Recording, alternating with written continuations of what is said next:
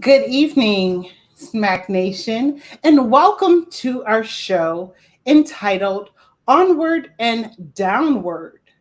I am your host, Michelle Campbell, and you're probably wondering if I got that title wrong. Well, rest assured, I do not have that title wrong because tonight we're going to take a journey downward toward poverty and misery. Now, you may wonder, why are we going downward and not talking about going upward?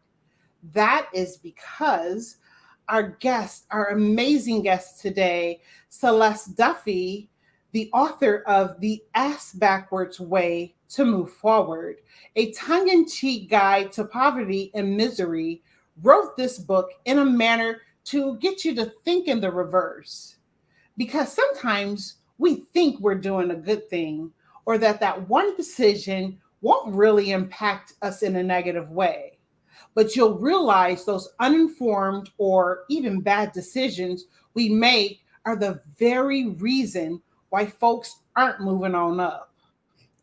For those of you who are members of Smack Nation, you may have seen the post that I posted on Tuesday on our Smack Productions page about your starting point in life, the decisions your parents made, the neighborhood you grew up in, or even the values that were instilled in you or not, mark your starting point.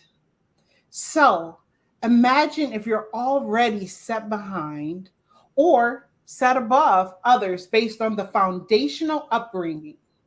Now, compound that with the decisions you make, good or bad, and there you have your status in society. It's no surprise that some people have it better than others. Look how they grew up. Celeste is going to take us from that point, your starting point, and now focus on how we can impact our lives. And she uses a similar approach, likening to the literary works of Dante's Inferno in a downward decline to illustrate this. Being in this downward vortex has less to do with color, race, but more so to even do with the decisions and the choices we make each and every day. So, without further ado, let me introduce you to our guest for the evening, Celeste Duffie. Celeste Duffie, she's the author of The Ass Backward Way to Move Forward, a tongue in cheek guide to poverty and misery, a pioneering blueprint for removing the mystery for people who seek to achieve poverty and mystery. Now, I'm going to tell you right now, this book is funny, provocative, and sometimes an infuriating case that poverty is not a financial distinction, but a behavioral one. Celeste reduces complex issues to a simple binary choice. Her clever writing and style and cadence is an unpredictable as it is unsettling. While her tone is tongue in cheek, her point is always clear. Poverty and misery do not happen by accident, baby. They are the result of bad behaviors and bad choices. Celeste was born and raised in Providence, Rhode Island. All right, East Coast girl. And she lives in Washington, D.C. So let's all, Smack Nation, let's welcome Celeste to our show. Hello, Michelle. I am so excited to be here. This is going to be great. I am looking forward to this, girl. I'm so excited. I'm going to tell y'all, let me just preface this, and this wasn't part of my plan, but I want to tell y'all, I was on a flight from New York to Vegas. I read her book in literally that entire flight and had time to spare to watch part of an episode of a show. So I'm just going to tell you, I couldn't put this book down.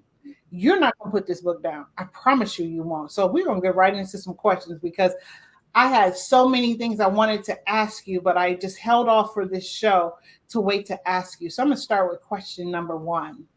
Your book exposes the bad behaviors and bad choices made by people, which trends them downward into poverty.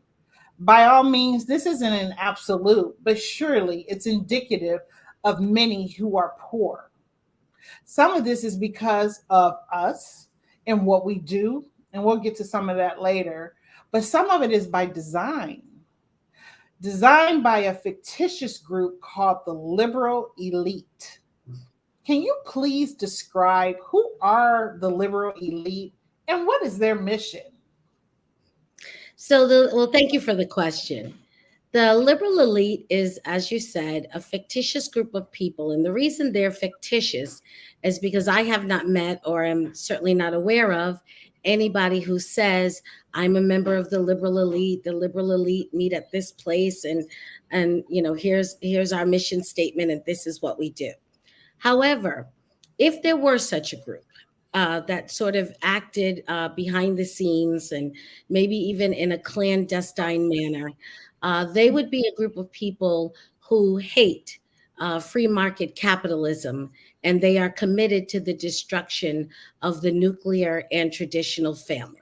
Mm, Now, to better understand the liberal elite, you'd have to ask yourself, well, why would anybody hate that? And why would people be committed to the destruction of the nuclear family? So, the liberal elite is comprised of people who I call in my book the hurt people.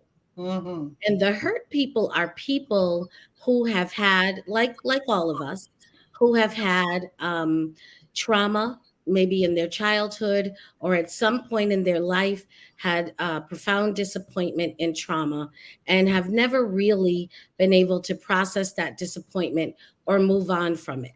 And subsequently, unlike other people, because we all suffer traumas in our life, not everybody's life is perfect, and certainly even for people who have great lives, certainly have bad things, and things happen to us, and we have circumstances that are undesirable.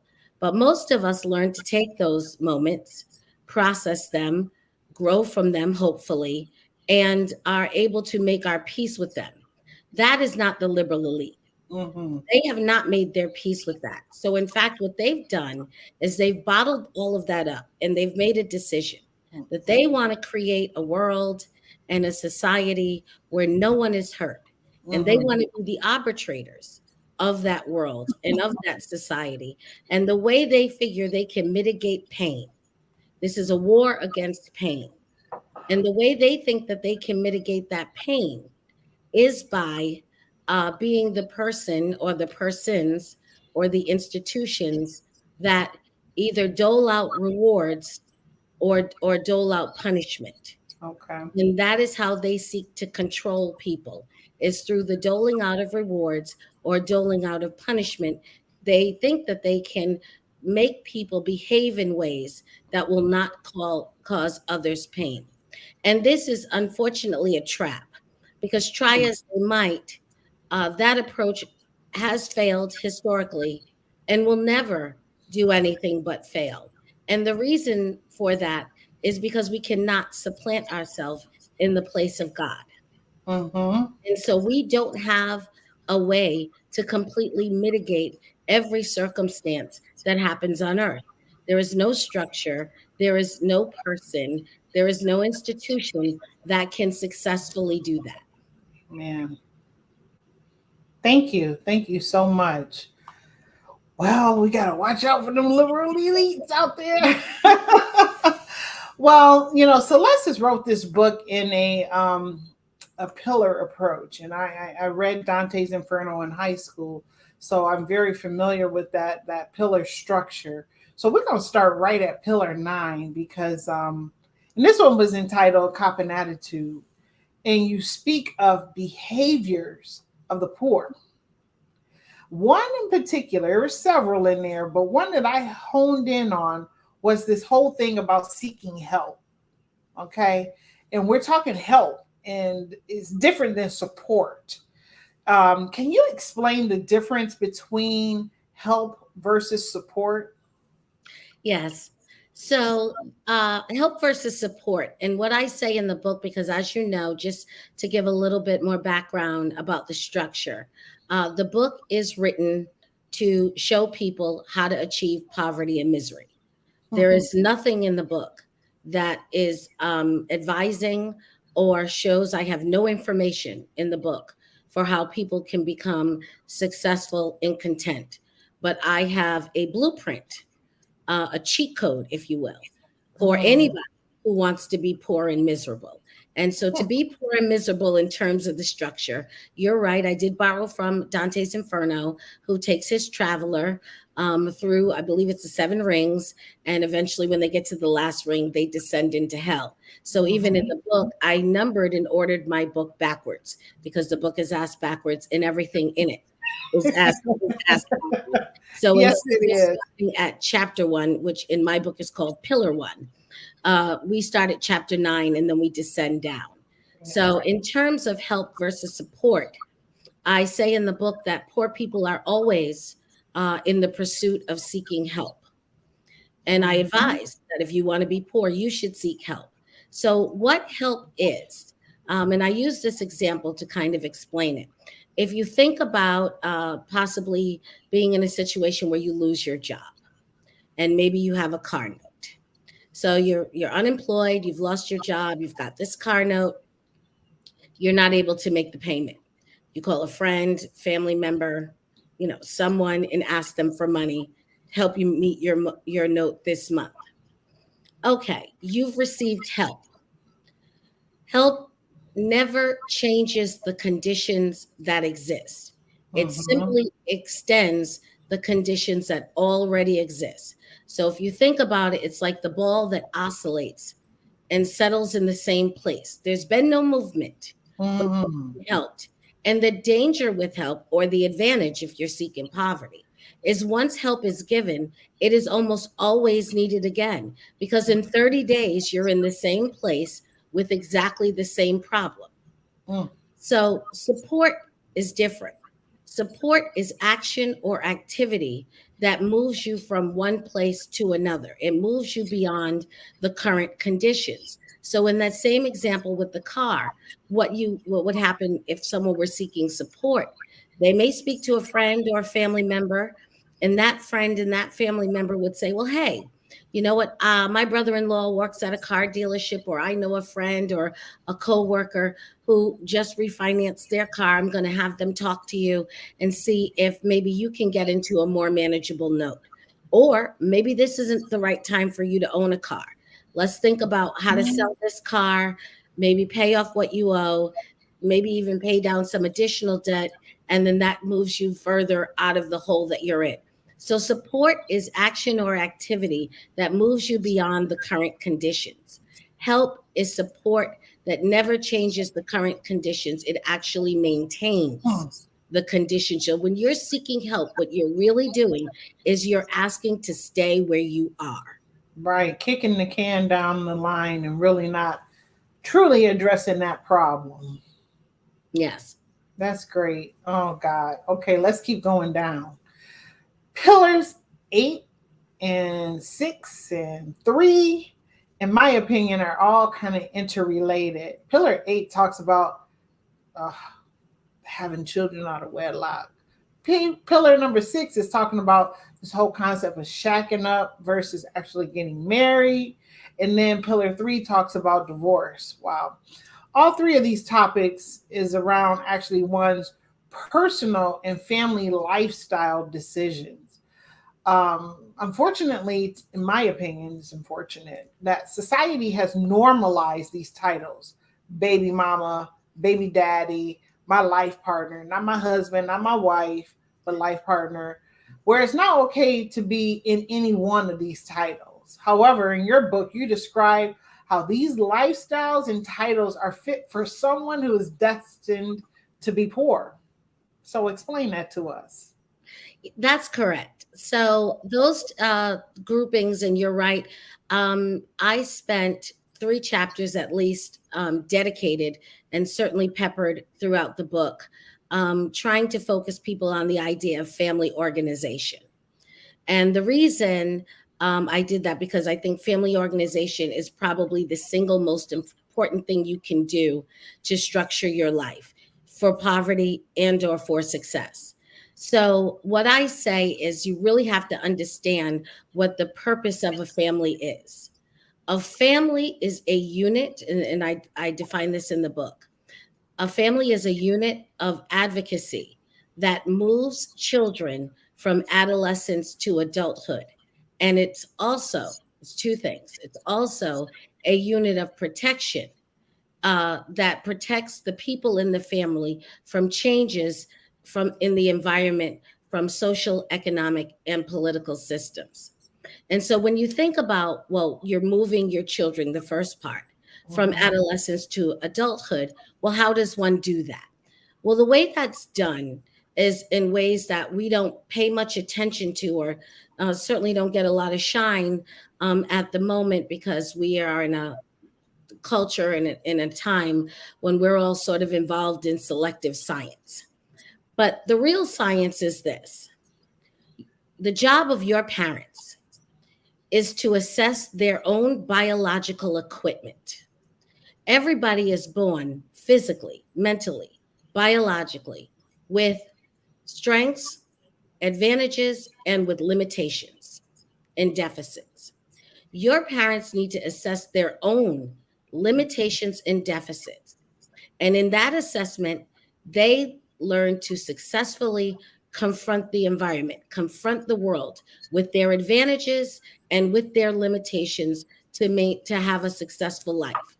Your job as the child is to be able to witness that, to see someone who has your biological equipment and how they use that equipment to negotiate a successful life. Mm. So I'm making the point, which is why I specifically talk about the nuclear family. I make a point in the book to say, yes, there are lots of people who can get together in a group and call themselves family, and that's fine. Anybody who wants to, as far as I can understand, can call themselves, a family. Mhm. However, the success and the ability to have the same outcomes does not happen to every group that calls themselves a family.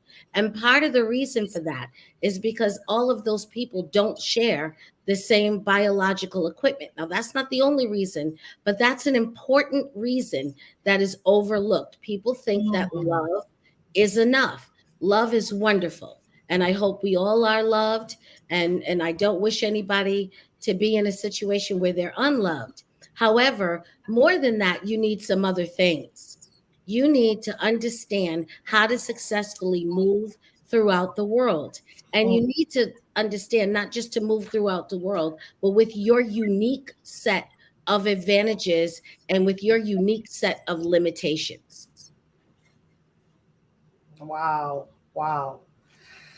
I don't think a lot of people look at it like that, but that is so enlightening. Wow. Oh my goodness. Let's keep going downward. How about that? Pillar Okay. 7. Boy. Now this one, okay, this one was probably the most interesting to me. And I'm sure that my friends out there in the Michigan State world, that Big Ten world, or any world that incorporates college is going to uh, think about this one a couple times. So you talk about in Pillar 7, and it's entitled "Go to College." So again, we're setting ourselves up for poverty and misery. So part of this is go to college. Okay, so uh, I grew up in Detroit, the Motor City, where most of the adults work either in the plant or in the actual city, worked for the city of Detroit. So back in the day, you literally could graduate from high school and land a decent job. And if you stayed there long enough, you can actually get a decent six-figure income, retire with a good pension, right? And we know pensions are whatever now. But most of those parents that did that wanted more for their children. And so the next natural progression would be go to college, and we believe that with a college education, you can be successful. Okay. You can leap beyond your parents and truly create this new standard of living, right? However, the tides of corporate America began to turn. Loyalty against or toward employees started to shift. Outsourcing, at least when I graduated, outsourcing became this new buzzword to cut some of the operational expenses. Pensions like totally disappear, like I said, and being a lifelong employee at like company Z was like a thing of the past. Like no one was staying at a company for 25, 35 years and retiring. So look at what's left. Many of the people will get this degree in their field with limited transferable skills, unfortunately, that can be used in this workplace. Hence, it's difficult to find a job in your field. I mean, I think I was a little bit of an exception because engineering, whatever, right? But for the most part, a lot of people struggle with trying to find an actual fit for the degree they got and then apply it into the field that they went into. So as a result, we get into this debt, right? Some people, it may be better now than it was back when I was, but I'll tell you, a lot of people got into financial debt, student loans, and we can't hide the fact that even as we evolve as a culture, as a society, we got this new thing called artificial intelligence, right? Which is slowly but effectively taking over. And those physical labor jobs in particular are being taken over. I was just at a Panera Bread and a robot was taking my whole order. I mean, and listening to me and getting it right, by the way. Okay. So, okay. We're not talking about a job at Panera Bread, but we talk about these college jobs. That's the next step. Okay. So, knowing how this world is shifting, and in the next 5 to 10 years, it's going to be very different for that college grad. What recommendations do you have for the youth to avoid being jobless and in debt with loans from doing what seems to be the right thing by going to college? Well, first, I'd like to say don't go to college. So that would be my first thing, and let me explain why. Because you are not the only person. A lot of people struggle with that as an idea, because college certainly was for you, and for many like you and many before you, a wonderful experience that really did have a profound effect and change the trajectory of their lives. And Mm-hmm. so people understand that experience, and they are proud of it, rightly so, proud of that experience, and think that want that certainly to be true for now and for others. And I'm saying it's not, Mm. because what has happened, and we have to go back a little bit, which you touched on in terms of your upbringing in Detroit, in the Motor City. We went through a period of deindustrialization, and even beyond uh, deindustrialization, we had what I call shifts in the modes of production.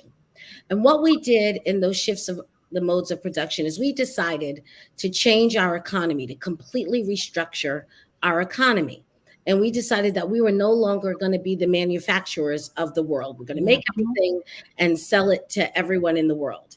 We were going to actually outsource, as you said, those capabilities and capacities. And that what we were going to do with our economy is we're going to become money sellers, and we were going to sell money, which is actually the majority of what our economy is built on now, is the sale of money and the fees that are incurred. I believe it's something to the tune of 40% of the entire economy is in service fees, Mm. in the fees that are used to service the money that we're selling. So Wow. in that environment, you have to ask yourself, what is the value of a college education? Now, the value of anything, and college isn't any different. Why people have decided to turn this into some mythical exception, I don't know. But the value of anything has to be measured against the inflation in which it exists. So the college education is currently inflated, meaning you have more demand, you have less demand for people with degrees. And the degrees, the price of the degree is going up. So the commodity, if you consider the education a commodity, the education as a commodity is an inflated commodity. And it inflates every May, because every May as people graduate, then that commodity becomes diluted. There's more of it available, and therefore its value is cheapened. That's Mm. that's one way. So you have to think about it. If you're in college, then God bless you. But if you're in college, certainly think about, you want to be in a field of study with the fewest amount of people who are graduating this May. Yes, that's true. You do not want to be standing next to 400 others. That's so true. That divides whatever your possibility is just in your specific sphere by 400. Hmm. So you have to think that you are purchasing and making, in many cases, making, indebting yourself for a commodity that's decreasing in value. It may be less valuable than a car, which I'm told the second you drive it off the lot becomes less value. I would say it's similarly. You begin to the commodity begins to become devalued every May when you graduate. But beyond that, there is some structural things also that make college a little bit of a big mess at this point. And that is, not only did we deindustrialize, but we came up with this system that we decided that the civil rights uh, of the time was going to be that everyone had to go to college, and cheap money was going to be made available so that you could take loans, and that every student, regardless of your income and family finances, none of that should be a barrier to your access to an education. So everybody jumped up and went and borrowed all of this cheap money that has some very insidious strings attached. And often for the commodity and a degree, that makes it difficult to pay that loan back. So now you've also created a problem with your debt to ratio income. You may, in Mhm. some cases, have a great deal of debt, but you're not earning a great deal of income, particularly when you first graduate, when you're in your entry level positions. So now you've got this debt, and it's the most insidious type of debt you can be in. It is the only debt that is non transferable, Hmm. it is non refinanceable, it is non negotiable. It is a financial albatross that hangs on your neck, and until you pay that last penny, will not leave you. And I think that we have got to stop sending people into, the Bible says that all debt is slavery. You have to stop sending people into slavery on this romantic idea that they're going to come out into an economy that has no place for them. And Mhm. what few places remain, you mentioned AI, we have been promised by tech moguls and business heads Mhm. and people who are looking into the future of what the economy will be. And the one thing they never seem to be discussing is workers. They Right. can tell you a lot about machines, and they can tell you a lot about technology. That's And right. they have a great plan for that. What they have no plan for is you. So Hmm. who has to have the plan for you? You do. And you have to help your children have a plan for themselves. If we're going to be in this society reimagining everything, then let's reimagine how we're going to have a professional future. If you're a young person going into college, and the first thing you need is a skill that adds value to someone else. That's the key. Yeah, It's that is so true. it's And a you skill know, that adds value to someone else. let me tell you something. And I didn't share this with you because it literally happened yesterday. I had posted this chart of going to college versus acquiring a skill trade. Mhm. And I put it into an alumni group, which all of us have at least one degree. And oh boy, you should have heard the banter. So much such that one individual accused me of uh, not being a college graduate and promoting trades. And I mean, it was just very derogatory and crazy, whatever. But what I was trying to do was open the aperture of the mind to see that, college isn't literally the only way to be successful. We actually know some of the multimillionaires, billionaires in this country didn't even finish college. So, like you said, find a skill that is valuable to someone else. And I'm not saying a skill, I'm not suggesting that It can't be a skill that requires a college education. It very well may be a skill that requires a college Yeah. education. It certainly would hopefully be a skill that requires some level of training. I'm not saying that, I mean, there's a plethora of skills that you can have.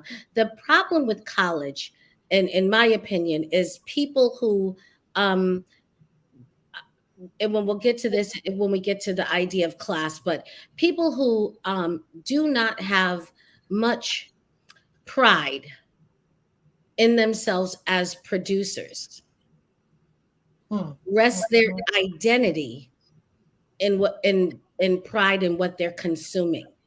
And that education, that degree is a powerful identity symbol of consumption. Mm-hmm. And that may be why some people attack you or may feel attacked when you Yeah. say it's not as valuable as you think it is. It really, I mean, I have, I told you my background before. I have a couple of degrees, and I'm not devaluing it because it surely did afford me a lifestyle that I'm very comfortable with. But I think overall, if I talk to other people, um, I'm almost like a rarity in terms of the discipline I went into at that time, what was needed. Like you said, it was a valuable skill, so it was highly sought after at that particular time. I do believe that some people, and when you're 17, 18 years old, you don't know what you want to do for the most part. When you go into college, you hope stick something on the wall and it sticks. Throw something on the wall and it sticks.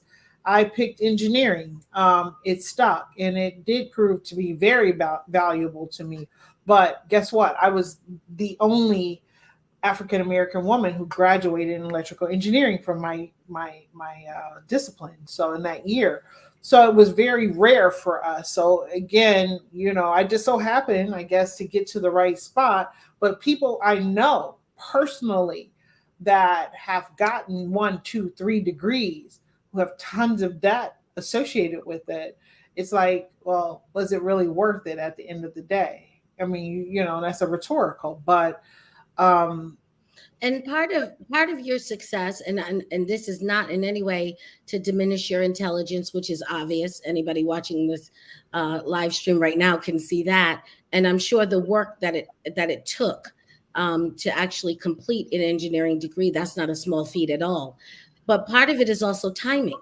I would bet that part of the reason you're able to enjoy that comfortable lifestyle is because you got your degree before the effects of NAFTA and GATT trickled into the economy. mm-hmm. Yep. Because I don't think that people after you could do it exactly the same way. You're absolutely right. I mean, literally, I researched when I graduated. Engineering, electrical engineering was the number one discipline to be in for a graduate. And it just worked out because things were hot. I mean, when I went to the number one cell phone company in the world at that time. So it just worked out. And I know other people who have gotten that similar success. I had a lot of my friends who I have that I still have today who did that same thing. But it was that time. That was in the 90s. That was popular. That was hot. Cellular was just really, transitioning from the beeper to the actual cell phone, from the bag phone to the mobile phone. It was a hot time. It was really a hot time, and it just worked out for us. Now, that's not, I wouldn't say that that's not the thing now. What's hot now? You just got to keep your pulse on where are people's minds and interests gravitating, because if you can hone in your skill sets to align with what are the needs, that skill versus the value of what people are trying to obtain, I think you got a good match there. But unfortunately, you think about like a journalism major, unless you're like a big time news anchor, and that doesn't happen necessarily overnight. There's a million people that do that, but there's only so many slots, right? There's only, even to say as much as, well, CEOs are pulled from the pool of college grads, but there's only one CEO. in a company? And what are the chances that you will become the CEO? You might, but I'm just saying that if that's what you're aspiring to do, sometimes, and I love this. Let me tell you something else. What I noticed, some of the youth that I had gone back to the universities to talk to, they were getting their degrees, but at the same time, they were actually looking at entrepreneur opportunities. And that was something that really wasn't preached up when I was coming up. It was about get with a company, get a pension, get a 401k, and retire. Now the youth are starting to look at other opportunities to bridge just from the income that they're getting from a college degree, but also what kind of entrepreneurial skills that they even have courses now at the university that hone in on that. So help them to navigate how to be a successful entrepreneur. But like at least half the group that I have met with was like, yeah, I got this business on the side. I'm doing this over here, which was unheard of when I was going to college. Well, and good for them. And I think that there'll be more of that. They're certainly in the vanguard. But to be honest, we'll all be entrepreneurs because what we won't be is workers. That's true. Yeah, you're absolutely right. I mean, it is changing, and I don't know if people are seeing it. It's very subtle, or maybe not well advertised, but I'm seeing it in pockets. I see it even in my own industry. That the worker of the days gone by will not be there tomorrow. So let's keep going downward. Let's go to pillar 5, which was entitled Get Sicky with It, which talks about people who suffer from the deep sense of spiritual deprivation and lack in that indulging in bad behavior and bad habits will degenerate the healthy body cell by cell. So I know, like in this microwave world that we live in, it seems like I don't know about you, but the 24-hour in a day concept, it seems like it's gone to the wayside. It's like the end of the day as soon as it almost starts. We work these long hours, and even for those that work from home, we still put in even longer hours because of the convenience of being at home, which means at the end of the day, we may not feel like cooking. So we do this new thing called DoorDash and Grubhub and Uber Eats and all that cool stuff, right? To get that food really quick. And what are we doing while that is arriving? We're flicking through all these streaming channels that we want to watch. I mean, COVID-19 literally shut down the world and introduced a brand new lifestyle, right? And really being sedentary. For those things we used to do, like actually talking face to face, and with family and friends, it's being replaced by this thing called social media, right? I mean, I like it, but it can be almost like, ooh, this can be a bad thing, text messaging. Wow, when we invented the cell phone, it was really to make the phone, but now you can text message. We're eating these meals, or not eating these meals, I should say, that are healthy anymore, because that now requires time. If you think about it, we had time before to be able to cook a meal, dice up onions, dice up celery, dice up this and that, and cook it and prepare it. Now we don't have time for that. Now we don't even have time to go to the gym anymore. I don't know. I mean, back in the day, our life was, I don't know, my life was simpler. We could get to the gym more regularly. Now you got the Peloton, and the Peloton is collecting dust over here in the corner, or whatever the case may be, right? So multiply that by 12 months, and we've got a pretty good habit of bad habits, right? Whew. So what is your advice on people who need what we need to do to get back to good health, both mentally and physically, to avoid the trap of eventually spiraling down into sickness? So back into the vortex. That's right. So back here. so if you remember, and I'm sure many in the audience will remember the days when there was a telephone and it was on the wall with the long cord. If you remember, on that phone that you used to pick up and hold to your ear, there were 2 buttons on the bottom. It was a star key and a number key. Mm-hmm.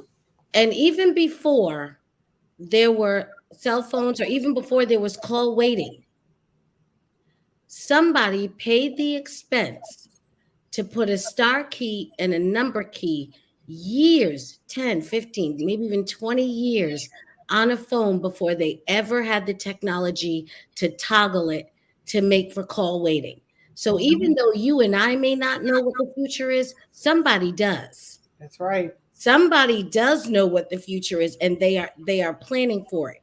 And in terms of getting sicky with it, the best way to at least approach your future is to be as healthy as possible. So when you talk about degenerating your body one cell at a time, first we should probably discuss what poverty is and what misery is. So I say in the book that poverty is a spiritual deprivation or lack that leads to people making poor choices and having poor behavior, and those choices and behaviors erode wealth. Hmm. Misery is the emotional infrastructure that gathers up all of those poor choices, each little one, and all of that bad behavior, each little one, because everyone can have a one off. Everyone makes a mistake. No one's perfect. Everybody has wished that they could get a do over. But consistently making poor choices and behaving badly, misery organizes those poor choices and bad behaviors into an infrastructure that makes you have an emotional state that keeps you behaving badly and keeps you making poor choices. So that's what misery is. It's the Yeah. emotional infrastructure, and it is a hedge against prosperity. You Hmm. can't just behave badly erratically. It has to be in a system to maintain poverty. So misery is a hedge against prosperity. And if you are not healthy mentally and physically, you are already on your way to being poor and miserable. So Hmm. first we have to think about, what does it take to be healthy? First of all, your body, goes a little bit back to the biology that we talked about earlier. Your body, for healthy people, now we certainly know that, there are some people who are born with diseases, there's some people who live and then and get a disease, or things happen. But I'm talking about healthy people. Your body is designed to be healthy. It wants to live and it wants to thrive, and it doesn't need much. What it needs is a proper amount of food and nutrition, proper amount of water intake, proper amount of exercise, and proper amount of sleep. That's your baseline for health. You will maintain homeostasis if you can really consistently just do those four things. Hmm. So I advise in the book, as someone seeking poverty, to eliminate that immediately. Hmm. You should not be doing any of those four things. But even that, because your body is so dedicated to wanting you to be well, you need to do more than that just to be sick. You have to now take on some bad habits other than just removing those four things: smoking, drugs and alcohol, very sedentary lifestyle. I also mentioned sexually transmitted diseases, anything that requires you to necessarily be on a lot of medication, spend a lot of money, and a lot of time visiting with doctors. Those are Hmm. the things that you need to do to actually really accelerate degenerating your body. Wow. Whoa, especially those people like myself who are approaching middle age. I mean, it becomes so important. And, COVID didn't help us at all with that. Some people got more diligent, but some people got really lazy with it. And it was almost like, I don't know if the liberal elites had something to do with that, but it might be part of the design to keep us down. Let's keep going down. Well, they, again, people can design that, and I'm not saying that they don't. But what I'm saying is, nobody can make you sit down. That's true. Nobody's forcing you to put that fork to, and I'm speaking to myself. No one forced me to put that fork to my mouth. No one Yeah, is making me do that. You have that's to take true. some, have some control over yourself, because what you don't control, they certainly will. There you go. You got it. We got to take back control of our own bodies and health. Thank you for sharing that. Let's keep going downward. Fourth pillar. Now, this one was really interesting. You talk about the social class versus the social status. Can you please describe the differences between the two and why we should be concerned about attaining one versus the other? Okay, well, thank you. So, people, when we talk about it, all human beings throughout time, you can go back to the first man, uh, who appeared. Whenever there are people, they organize themselves in groups. That's just human nature. And whenever people organize themselves in groups, there's a hierarchy. They find some kind of social structure for their group. That's also Mhm. human nature. So in our current modern society, our social structure is class. We're a class-based society. And the way our hierarchy, the class structure is, uh, producers, people who produce things, are usually at the higher end or at the top of the social class structure, and consumers are at the lowest or lower end of the social class structure. So what we found is that when you look at it, people who are producers tend to feel accomplished and feel pride in what they produce, because what they're actually doing is adding value to someone else. Consumers are not adding value to someone else. No one is benefiting from the fact that I've consumed something. That's possibly a personal benefit to me, but that's probably the extent, maybe my family, but that's probably the extent of the benefit. So Mhm. consumers are at the bottom. And what they've done is they've actually made some shifts at this point. They knew that they would have, when they, again, sort of restructured the economy and shifted the modes of production, you knew you'd have a large swath of people who were consumers and a very Mhm. small swath of people who were the producers. So they created these ideas in the culture of being proud of what you consume. So people who consume things, and people are surprised to think of, and we talked about college, but let's start there. Um, a degree is a commodity. It's a consumable item. Um, a home that you purchased and your mortgage, that's a consumable item. The car that you drive, the clothes that you wear, all of these things are consumable items. And people, I think, are confused with the idea, which is what gives them social status. Social status comes from taking pride on what items you're consuming. Mhm. People are confused by the fact that they think, because I'm consuming at a very high level, I have, 3 degrees, or I have a house on the hill, or I drive the fanciest, fastest, loudest car in the neighborhood, or Mhm. whatever those things may be. You Yep. may be consuming at a high at a high level, but you're still at the lowest rung on the social class system. So no matter how expensive your consumption may be, that does not change your status. So when we think about the middle class, which I focus on a lot in that chapter, when we Mhm. were growing up, you and I, we thought of the middle class differently than what the middle class is now. You Yep. mentioned in the Motor City a six-figure income. That's what people today think of as middle class. The Right. reason they believe that is because that's what middle class was when they were children.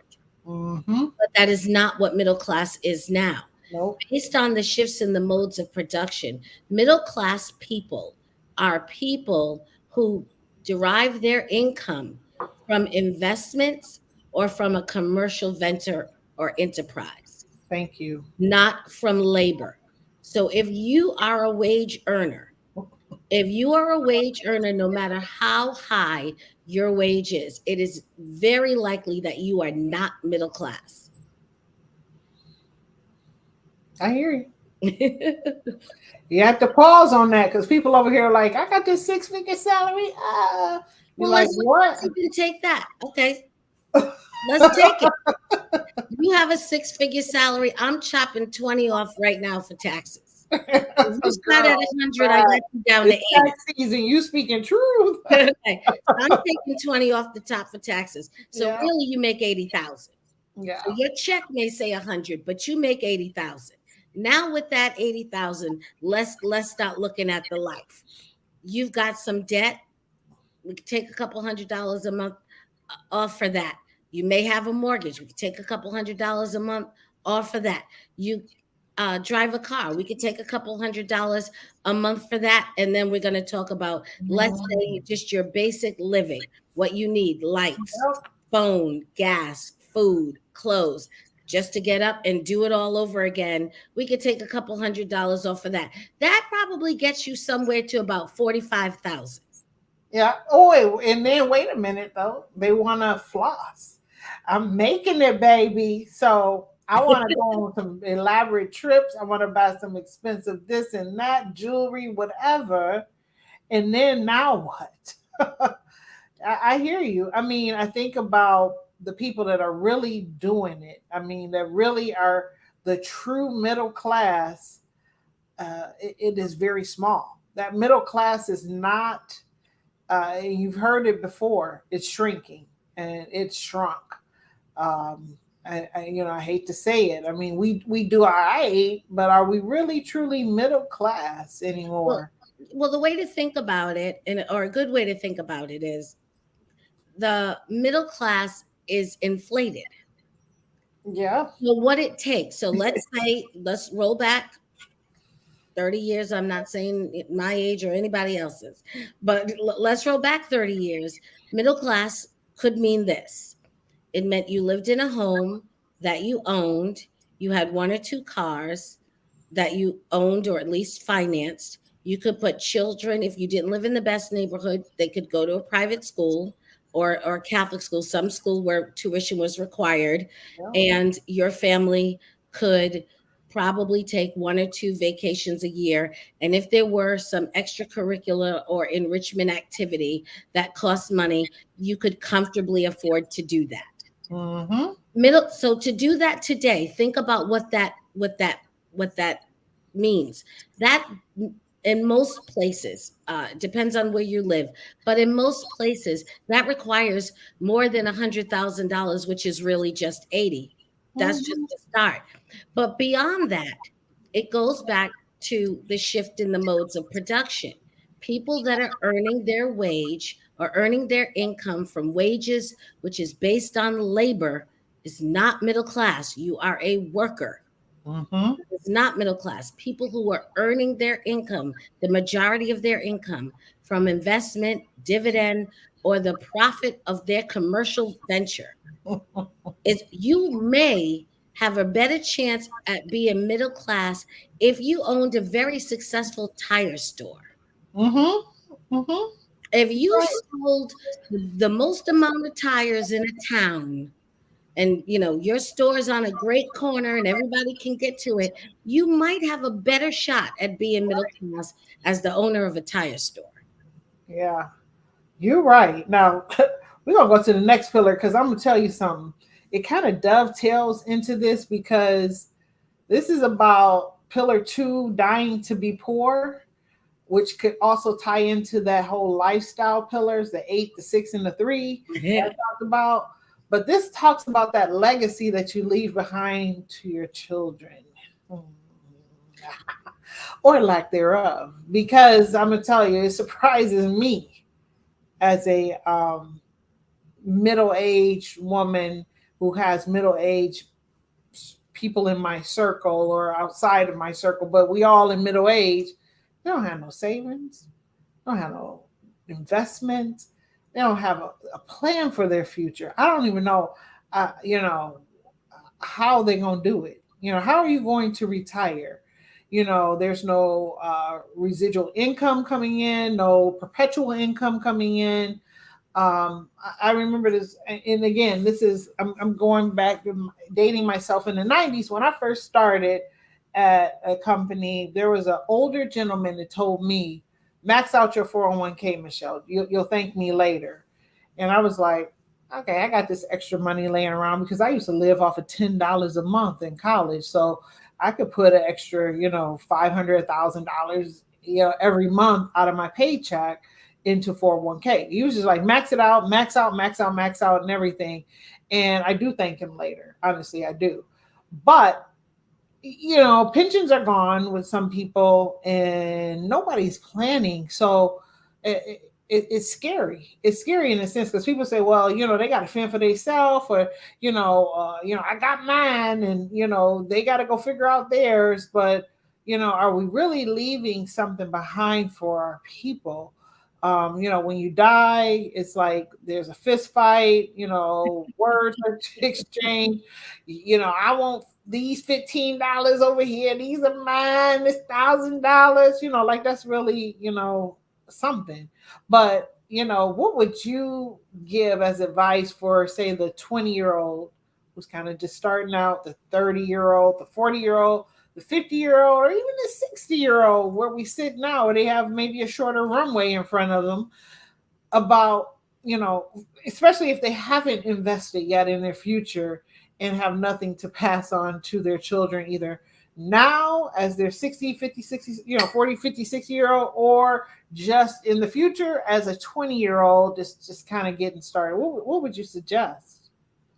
Well, I think, again, we're going to have to sort of reimagine life. And we're going to have to assume that life will be for us as it was for everyone before us, which is that the future will not be like the past. It has not been for any other generation, and we shouldn't expect that it would be for ours. However, the good news is, if you're blessed enough and your parents are still living, and this goes back into that biological equipment, this is when you really, there's a real opportunity to sort of see a little bit of your destiny in front of you. Because Oh. what you'll find out is that at some point you probably are having to assist or take care of, or at least put some attention to help your parents maintain the same quality of life. And by that, I don't just mean financially, although there are people who are doing that as well, but I mean specifically physically. Mm-hmm. To do that, may not be able to live in the home alone. You might need to move somebody in, or go move with someone. All of those types of life changing decisions at some point we're going to have to make. And what that does is it starts to tell you, I too at some point am going to need assistance. Yeah. I too at some point may have to downsize my life. I too at some point might have to live on all one level because I don't do stairs as well as I used to. All of those things, you sort of have to, and as early as you can, begin to prepare for them. Now, for me, the best preparation is always money. Mhm. The Bible said, "Money answereth all things." I feel, especially for our younger folks, the best preparation is to have as much money as you possibly can, make as much as you possibly can, so that when you go into your future, which is unknown, hopefully you can afford it. You can There afford you go. your own life in the future. However, for those of us who may be starting now going, I haven't done as much, and I have squandered that 45 that we talked about left over that you said they were flossing with. Mm-hmm. I did some of that floss, and now I need to think about where I'm going to live and how I can live and how I can maintain a quality of life that's comfortable, where I have dignity. Those things are possible. And the good news about that is there are lots of other people who are having that same thought. And what you might find, which is becoming a trend, but what you might find is, I see in the future, people are going to do more communal living in their older age. Mm. People living with other older people, who can help each other out financially and physically, as well. And this does not diminish what, their children and things like that. But I think that's going to start to become a viable option, because I think there are going to be large swaths of people who wake up one day and go, you know what, I didn't make preparations, and we all need to link up and kind of figure out what we can do as a group or together, as opposed to, solo. And I would say this: what if that is your fate, and you really haven't prepared, really develop the skills of being kind and learning how to get along with people. That's Right. right. You're right about that. Will invite, will take you in. Yeah, Get you're rough. right. That's a good point. Oh, right. Let's talk about this last pillar about the call to action. Like, you too can be part of this liberal elite. So, exactly, what does one need to do? I'm kind of looking at it in reverse. Maybe you tell me how you want to address it. Do you want to tell us we how we can be part of the illiberal elite, or how do we avoid that thing so that we are not a part of the illiberal elite? I'll let you decide. Well, I could probably do a little of both. So, like I said, the example I used about the phone, and I said, even though you may not be thinking about how the world is going to be organized, or the city, or the country, or the state, or the institution that you work for, or the field of study that you're currently working in, or you may not be looking at it and thinking in 30 years, what does this look like? But I can assure you, other people are. And so I think part of what needs to happen for people is that they need to really pay attention to their own behavior, their own thoughts, to make sure that they're coming from a place that is authentically theirs and that is not necessarily the result of some subliminal ideas and programming sort of hurting you and moving you into a trajectory that may not be of your own design, but may be, in fact, more beneficial to someone other than you. The first person that you have to care about in your life is you. And you Mhm. have to decide what you want, how you're going to get it. And you have to be very careful about entertaining a lot of ideas I'm not saying you shut yourself off of the world and never watch a television show and you're unfamiliar with the internet. I'm not saying any of that. But what I'm saying is know that all of that is there for a reason. And the reason is not just to entertain you, if it's to entertain you at all. In fact, I would suspect that the entertainment is only a vehicle Mhm. for something else, for some behavioral engineering modification and suggestions. Mhm. Okay. If we're going to say, and a lot of people say representation matters, what you look at matters. Look at what people are showing you look like. Hmm. D- it- Okay. and look at it and ask yourself, is that going to make me rich? Is that going to make me healthy? Mhm. You know what I mean? If people are showing you images, and I'm not speaking of anything in specific, nothing specifically, but what I'm saying is there are a lot of people that spend a lot of time crafting your entertainment. They're not just doing it for no reason. They have reasons that they're doing that. Yep. And That's what I'm gonna be honest. That's why I don't watch reality shows. I you should don't. be very aware of and try to figure out what their reasons are, Right. or become skilled at it and join them. I don't watch them. I don't really have a lot of time for it, to be honest. But to me, it is setting a narrative, and especially like for myself, who is in a corporate environment, there are very few people that look like me. For me to come in and then have to, maybe they've watched it, so I got to be directly opposite of whatever they perceive me to be. I've always been, I think, different than, as my mom tells me, you're rare, Michelle. You're rare. And I say that in various levels of rareness, but um, I don't want to get sucked into that vortex of um, adhering to whatever the society has deemed me to be. I'm always trying to show the best me forward. I'm always bringing that forward, not conforming. I've never conformed. And people who are listening, who know me, I'm going to say what I'm going to say. I'm going to be who I'm going to be, but I'm never going to conform. And what you see is what you get. But I'm always bringing the best me forward.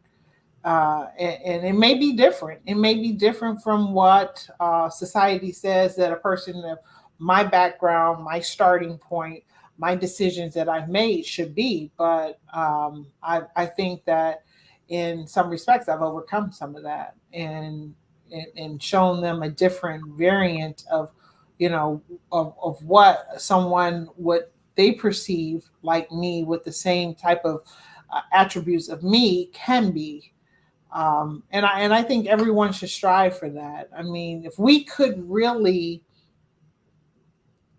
I guess you can say, fake out the liberal elites, fake them out, not conform to what they think we should be. Kind of, if you understood that it even existed, because I think some people don't even realize they're just navigating and living and vibing day in and day out in this world. But in some respects, there's some purposed, deliberate construct that's being crafted for you, and to avoid that vortex, to get caught up in it is a mastery that I think all of us. I hope this show actually brings that awareness that there's something afoot here. There's something happening, and the things that we've kind of geared ourselves into, or things that we've decisions we've made, or things we thought we were doing that were okay, may not be really okay at the end of the day. Well, the antidote to that is independence. Yeah. The liberal elite seek control. Yep. And the more vulnerable you are, the easier you are to control. The more independent you are, the more difficult it is to control. So, sort of a lot of the stuff we talked about when we said, people are going to be entrepreneurial. They're Mm-hmm. either going to be entrepreneurial or they're going to be broke, because they're not going to be a whole bunch of other choices. Right. We will have it. Hopefully, that doesn't mean in our time we may not be, quote, in the workforce by the time that happens, but we will have a time when people will be independent. They will be self-sustaining and self-sufficient. So the more skills that you have, the more resources that you have, the more friends that you have, the more all of the ways in which a life is fulfilled, and in the way that you thrive, that's what keeps you independent, and that's what keeps you less vulnerable and less controllable. Mm-hmm. You're right. Well, I know we're a little bit past the top of the hour here, so we got some really good comments and questions from the live chat. So I'm going to just call out a few of them. One is from Shaka, saying that love is great. I think this is going back to when you have mentioned love is a great thing. He says personal accountability is priceless. That is definitely personal accountability. A lot of people don't want to be accountable for the things and decisions that they make. So, good point there. Um, uh, Tara Shea McGee says, yes, follow your passion. It will make money and room for more money. I always say, chase your passion, the money will follow. Mhm. In my thoughts, I never think it's a good idea to chase the money. I will admit, initially, when I said I'm going to go to engineering because I know it's going to make some money, but I actually loved it too. And I've branched off since then to other things that really sparked my interest, and the money will follow. I mean, that is a very, very true statement. There's a question here for you. What do we suggest as parents who've invested in 529 programs for their children, if we think about this concept of no college? Okay, so my thought about that is not specifically on the 529. I'm not sure if that money is solely earmarked for a 4-year accredited college. Maybe it can also be transferred to other things, other types of training. So if that's possible, you may want to consider that. But even before the money, you really want to start to assess, what is your child's aptitude? What do Mm, they like and what do they do well? And not just that they do well, what they do well that adds value to someone else, because people will pay you when you're adding value to them. So if somebody's very good at fixing things, the person who can do anything on a phone, or can do anything with a computer and knows, Mhm. oh, the quick trick, you just do it like this. Okay, that's something you start looking at them and you want to start to begin steering them. And the way you do it is say, you know what, you're really good at that. A lot of people Mhm. aren't as good as that as you are. Do you like doing that? Because you have a natural sort of knack for that kind of thing.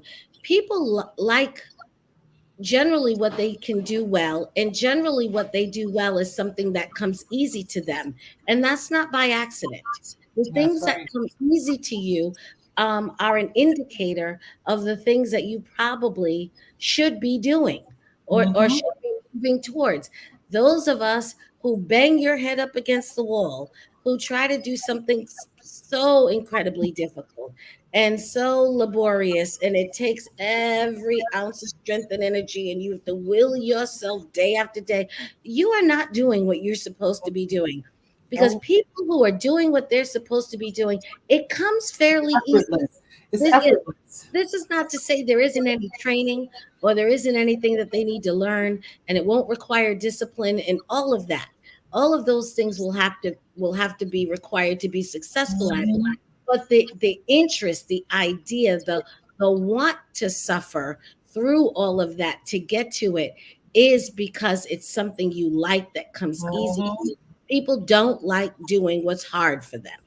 That's So right. find out from your children what they're good at, assess them, what their talents are, where they have advantages and strengths, and try to start moving them in that direction. And then see if that money can then be used to further, to further bring them in line with those eventual goals. That is spot on. It kind of leads into this next comment from Tara Shea McGee. Passions will give you your gifts. Use your gifts as a necessity. Create your own lane. Use that money to make your own company. Spot on. And then someone else says multiple streams of income is necessary just to get by in this world. A lot of people are starting to realize that it's not just one way, to maintain, just even maintain. And then there's another comment. A lot of people just say they are going to work for the rest of their life. So with that thinking, they don't save, which I don't know.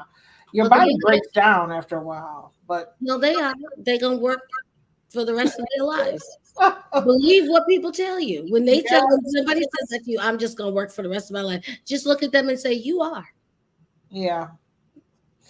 And another person said that one of their siblings is retired and they're too focused on leaving a financial legacy. Or they're too focused on leaving a financial legacy that they're not even enjoying their retirement. Um, Yikes. Okay. Well, I don't think people shouldn't enjoy their retirement. Certainly, everybody deserves the peace and the tranquility of their golden years, and we should all have that. However, I do think it is important to leave a legacy if you have the ability to do so, because I think in the same way, if you have a baby, you feed it. Why? So it can grow. Why? So it Yeah. can be strong. Why? So that it can face the world with a good start. That's sort of where you want to put your children. You That's want to put them at as best start as they can have, even if they're older and working and all of those other things. You would hope that whatever you can leave behind, they could not only take it, but they might even be able to triple it, or in some way could provide them with an opportunity, or at the very least some comfort. Yep. Another comment. This is about kind of that communal living you were talking about. They said, I agree. A lot of Gen Xers starting to talk about that now. And someone stated that when they turn 55, they're moving into a 55 plus community because they can't even depend on this generation flat out. Well, really, none of us can, because if you look at the way Social Security is designed, Social Security was designed so that the generation that comes after you pays for the generation that preceded it. However, we're in an upside down triangle because the baby boomers was the Yep. largest generation, and every generation that has come after it has been smaller. So Yep. now you've got a smaller group of people who are now paying for a larger group that's on top of them. So that is a structural inequity that I don't know.